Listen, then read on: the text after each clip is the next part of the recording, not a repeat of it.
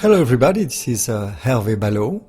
Welcome to this time to open our hearts and our minds to the infinite. Yoga is an ancient science of self and God realization. Yoga is a Sanskrit word meaning oneness, unity, union.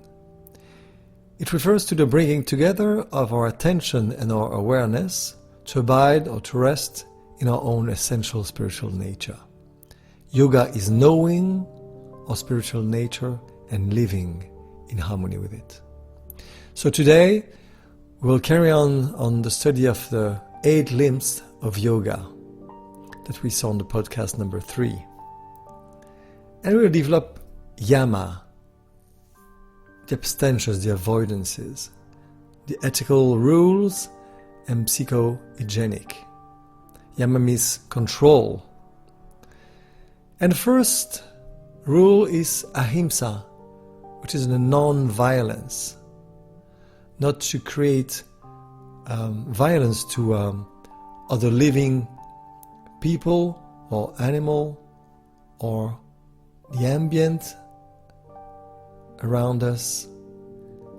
So to act responsively. It could be done by actions, physical action, not to create body injuries. It could be also not to destroy the nature or planet. It could be also the speech. And we know that very often speech can be very violent, even more violent than physical deed. Then you have the thoughts. Manas, the external mind. Great rishis tell us that reality around us is the projection of thoughts on the realm of primordial nature. So we have this responsibility of our thoughts that can use proactively as creative thoughts or negatively.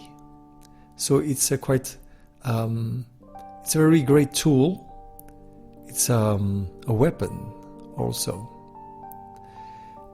We are thinking about of emotions, like traditional Chinese medicine tells that illness are emotions that have not been digested by the organs or the viscers. So every organ has an emotion, and if this emotion is not digested, then we have a stasi, a block, and the block of chi, of prana, is illness. So of course the big seers tell us that maybe you need to defend yourself in the nature or towards some others, so maybe you have to react like Christ did. Or, for example, Brahma Yogananda said, of course, that he couldn't bear the mosquitoes, for example, so I have to kill some mosquito. And that was okay. Then we have Satya, the truth. That is to say, to tell all the veils that we have on the consciousness, to affirm truth, not to lie, so to tell the truth. But sometimes telling the truth can harm others. In some cases, it's better not to tell always the truth. Like, for example, imagine somebody who has a big drawback, and pointing on this drawback could be telling the truth, but would be very violent. It would create violence. And there is a preceding on the one rule, which is ahimsa, non-violence, on truth. Then you have ashteya, that is to say, not being a theft, non-steal, objects, of course, ideas, not having this avidity, being this avidity for other people's objects. Because our rishis tell us that infinite wealth is inside of us, not outside. Then the fourth point is brahmacharya, which is the good use of vital forces, the renunciation to glory and honors. Brahmacharya is chariot is moving in direction of Brahma, the Absolute. In some certain religions, it could be celibacy or to control of the sexual energy, but the prana, the energy that we have, which is the physical and the mental energy, the prana, the chi, is also sexual. It's the same energy, and it could be directed usually by the common human towards the outside and downstairs, instead of putting the energy towards the inside and upwards. And that's what does meditation, to put the energy back on the sushumna. So to be oriented to excessive actions. So don't desire too much. Desire is the source of suffering, because we'll be deluded, and this delusion will arise, and it's impossible to avoid it. We may be satisfied on our main desires, but then comes the delusion. If you don't have this vrittis, agitation, mental agitations, and emotional agitations to which you tend to identify, then you don't have suffering.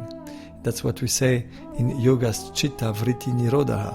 Yoga is the stopping, the cessation of identification of the emotion that arise in the mind. So that's very important. This is technology.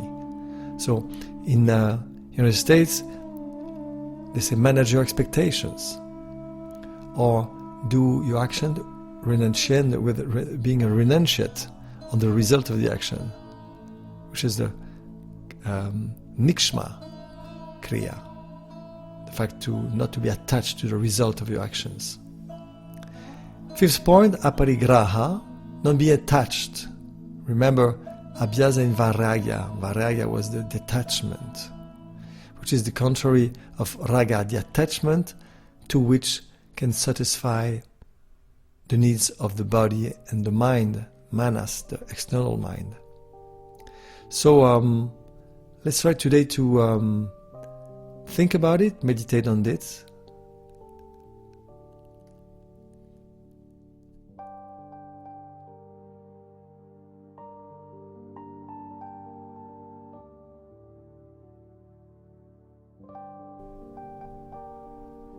Let us now prepare and direct towards our daily meditation. Sitting comfortably with back upright without leaning, shoulders get down low and relaxed, nape of the neck long but without tension, gaze to the third eye, the Kutashta, the yin tang for Chinese, tongue in Ardha Keshari Mudra, pointing gently on soft palate. Let us go our breathing to its natural rhythm without controlling it. Now, let's get inside. Let's open our hearts and our minds to the infinite, to pure consciousness, omnipresence. One life, one presence, one power, one unique reality that is called by many names. Consciousness, God, Lord, Ishvara, Allah, Jehovah, Rama, Satamanaha, experiencing as you, as me, as everyone and everything that is in the universe. This reality is the source, the support and the substance of all that is. We are immersed in it. It is in us, around us, between us. We acknowledge that right here, where we are right now, this reality is fully present.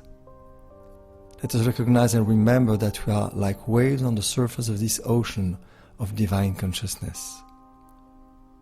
When we meditate, we return our attention and awareness to abide in that oneness consciousness, recognizing our essential nature.